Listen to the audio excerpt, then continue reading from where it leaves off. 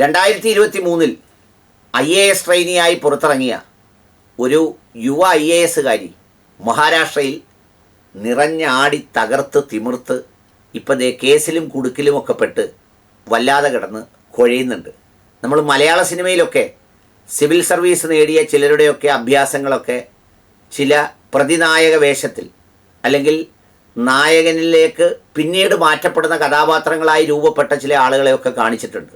എന്നാൽ അന്ന് അഭ്രപാളികളിൽ കണ്ടതിന് തുല്യമായ നിറഞ്ഞാടിയ ഒരു IAS ഉദ്യോഗസ്ഥയുടെ കഥയാണ് പൂജ കേത്കർ എന്ന് പറയുന്ന ഈ IAS ട്രെയിനിയുടെ ചരിത്രത്തിലൂടെ ഇപ്പം നമ്മൾ വായിച്ചുകൊണ്ടിരിക്കുന്നത്. സംഗതി പൂജ കേത്കർ ആയതുകൊണ്ട് അതിൻ്റേതായ ഒരുപാട് പ്രത്യേകതകൾ ഇതിൽ കാണാം.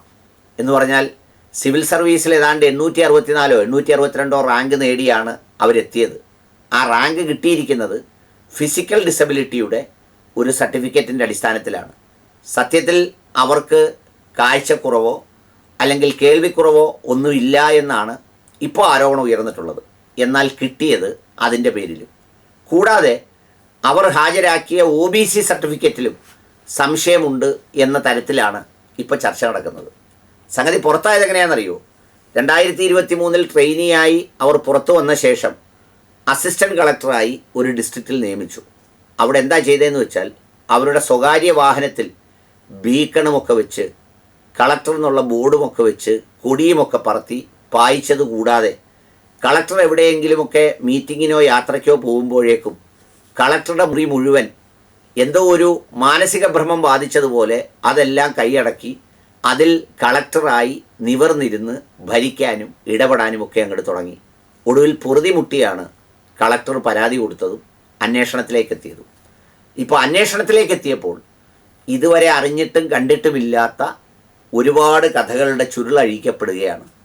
ഏതാണ്ട് 22 കോടി രൂപയുടെ ആസ്തി ഉണ്ടെന്നും ഈ ആസ്തി ഉള്ള ആളാണ് നോൺ ക്രീമി ലെയർ സർട്ടിഫിക്കറ്റ് വെച്ച് ഈ സിവിൽ സർവീസിലേക്ക് എത്തുന്നത്. 4 or 5 സ്ഥലത്ത് ഫ്ലാറ്റുണ്ടത്രേ. അതിൻ്റെ ചുറ്റുപാടുകൾ എല്ലാവരും ഉണ്ട്. പക്ഷേ സംഗതി കയറിയത് മുഴുവൻ നോൺ ക്രീമി ലെയർ സർട്ടിഫിക്കറ്റും ഫിസിക്കൽ ഡിസബിലിറ്റി സർട്ടിഫിക്കറ്റും ഒക്കെ വെച്ചാണ്.